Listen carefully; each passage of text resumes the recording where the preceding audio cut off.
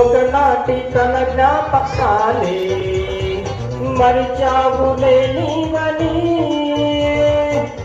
ఉంచాడు జ్ఞాపకం, రాశాడు పుస్తకం, బైబులే జ్ఞాపకాలే. ఒకనాటి తన జ్ఞాపకాలే మరిచావులే నీవని ఉంచాడు జ్ఞాపకం, రాశాడు పుస్తకం, బైబులే జ్ఞాపకాలే.